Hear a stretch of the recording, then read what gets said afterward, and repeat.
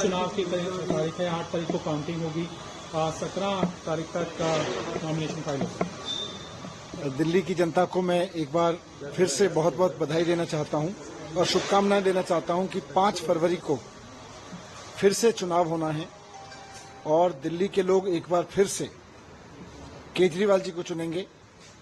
दिल्ली के लोग एक बार फिर से अपने बच्चों के लिए अच्छी शिक्षा देने वाली पार्टी को चुनेंगे। दिल्ली के लोग एक बार फिर से अपने परिवार के लोगों को अच्छा स्वास्थ्य देने वाले मुख्यमंत्री को चुनेंगे। दिल्ली के लोग एक बार फिर से उनको 24 घंटे बिजली देने वाले, जीरो बिजली बिल देने वाले नेता को चुनेंगे। दिल्ली के लोग एक बार फिर से 5 फरवरी को उनके परिवारों को तीर्थ यात्रा कराने वाले, महिलाओं को बस फ्री यात्रा कराने वाले, डिफरेंट वेलफेयर स्कीम्स को ईमानदारी से लागू करने वाले ईमानदार और दूरदर्शी नेता केजरीवाल जी को चुनेंगे। दिल्ली के लोग एक बार फिर से अपने बच्चों का भविष्य और दिल्ली को साफ सुथरा सुंदर शहर बनाने के सपने को चुनेंगे और उसका सच करने के लिए ईमानदारी से बहुत सोच समझ के वोट करेंगे। मैं सभी दिल्ली वासियों को इसके लिए बधाई देना चाहता हूं कि एक बार फिर से लोकतंत्र का महान अवसर आपके पास है, आपके सामने है। आप अपने बच्चों के लिए अच्छा भविष्य चुनें, अच्छी शिक्षा चुनें, स्वास्थ्य चुनें, महंगाई से लड़ने के लिए मदद देने वाली सरकार चुनें और साथ साथ वोट जरूर डालें। 5 फरवरी को जैसा चुनाव आयोग ने भी कहा है कि बुधवार का दिन है, वोट जरूर डालने जाएं और 8 फरवरी को जब नतीजे आएंगे तो उसके लिए हम पूरी तरह तैयार हैं कि आम आदमी पार्टी की सरकार फिर से बनेगी केजरीवाल जी के। सर, मुख्य चुनाव आयुक्त ने वोटर डिलीशन के मुद्दे पर भी अपनी बात रखी है। उन्होंने कहा कि पूरी प्रक्रिया पारदर्शी थी। आप जो सवाल उठा रहे थे, नहीं, पारदर्शी प्रक्रिया पे ही हमने सवाल उठाए हैं। पारदर्शी प्रक्रिया जिसको वो कह रहे हैं उसमें कहीं ना कहीं कुछ क्वेश्चंस हैं, उनके जवाब दे दें कि भाई कैसे भारतीय जनता पार्टी के कार्यकर्ताओं के नाम पर कई 100 लोगों के नाम वोटर लिस्ट से डिलीट कराने की एप्लीकेशन स्वीकार की जा रही हैं, उन पर कार्रवाई की जा रही है।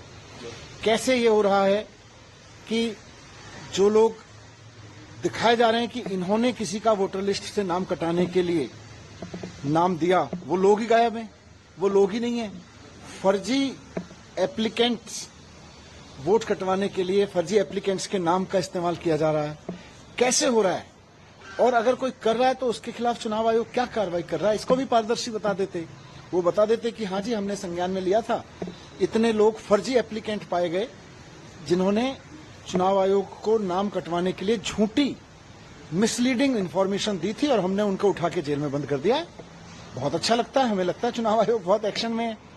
लेकिन चुनाव आयोग के मन की बात आधा पौना घंटा में कह के अगर वो ये नहीं बता पा रहे हैं कि जिन लोगों ने गलत एप्लीकेशंस डाली उनकी एप्लीकेशन स्वीकार करने वाले ऑफिसर्स क्यों, उनका नाम हाइड क्यों किया जा रहा है, जिन लोगों ने गलत और भ्रामक तरीके से लोगों के वोट कटवाने के लिए झूठे एप्लीकेशंस लगाए हैं, जिन लोगों ने मतलब एप्लीकेंट भी झूठे हैं, वो एप्लीकेंट भी मना कर रहे हैं कि मैंने तो किया ही नहीं। तो ऐसे में कौन कर रहा है ये कार्रवाई, उन्होंने क्या एक्शन लिया? जो लोग 1100 रुपए बांटते हुए पकड़े गए उनके खिलाफ क्या एक्शन लिया? मान जाएंगे बहुत निष्पक्ष है।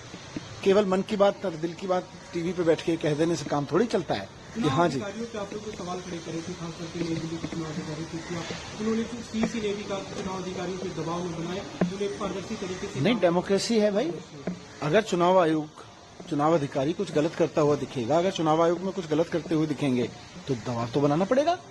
डेमोक्रेसी में ये कहां से हो गया कि दबाव नहीं बनाएंगे? सही करने का दबाव होगा, गलत को रोकने का दबाव होगा, दबाव तो बनाना पड़ेगा। कैसे दबाव नहीं बनाएंगे? आप डेमोक्रेसी में ये नहीं कह सकते दबाव नहीं बनाए। आप सही करिए, और आप सही नहीं कर रहे हैं। आप अगर गलत तरीके से वोट काटेंगे, अगर गलत तरीके से झूठी एप्लीकेशंस फर्जी एप्लीकेंट्स के जरिए दिखा के लोगों के वोट काटे जाएंगे और उनमें कोई ट्रांसपेरेंसी नहीं बरती जा रही है। जेनरिक प्रिंसिपल सबका ट्रांसपेरेंसी है, तो सारी दुनिया का कौन सा चुनाव आयोग कहता है कि हमारा सिस्टम ट्रांसपेरेंट नहीं है? स्पेसिफिक बताइए ना। इस विधानसभा में जिनके हमने उदाहरण दिए, इस विधानसभा में ये एप्लीकेंट कौन है जिसने सैकड़ों लोगों के नाम काटने के लिए कहा गया? उनके नाम क्यों छुपाए जा रहे हैं? सर, किस तरह से देखते हैं इस ट्रांजेक्शन को? लगे रहो केजरीवाल, 5 साल केजरीवाल और अब फिर से लाएंगे केजरीवाल, क्या कुछ? दिल्ली के जनता की दिल की आवाज है। पहले लोगों ने कहा 5 साल चाहिए केजरीवाल जी के लिए, 49 डेज की सरकार देख के लोगों ने कहा था। 5 साल की सरकार देख के लोगों ने कहा कि भाई अच्छे बीते 5 साल लगे रहो केजरीवाल। अब फिर से लोग कह रहे हैं कि फिर लाएंगे केजरीवाल। मनीष जी, महिलाओं को लेकर जो बयान दिए गए थे उसको लेकर भी चुनाव आयोग ने कहा है कि महिलाओं के खिलाफ गलत बयानबाजी से उम्मीदवारों को बचना चाहिए। तो बिल्कुल एक्शन भी लेना। अगर नेता गाली गलौज पार्टी का है तो चुनाव आयोग कोई एक्शन नहीं लेगा। तो ये कौन से कानून में लिखा है कि गाली गलौज पार्टी का कोई नेता किसी महिला के खिलाफ अपशब्द बोलेगा, उसके शारीरिक उस पर टिप्पणी करेगा, उसके किसी महिला के माता पिता पर टिप्पणी करेगा और चुनाव आयोग चुप बैठा रहेगा?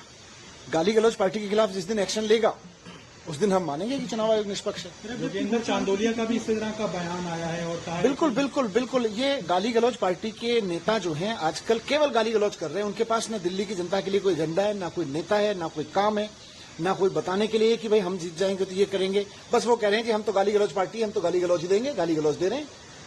अब जबकि घोषणा हो चुकी, कितनी सीटों की उम्मीद है आपको, क्या लगता है? पूर्ण बहुमत की सरकार दिल्ली की जनता देगी और दिल्ली की जनता जब देती है तो छप्पड़ फाड़ के देती है।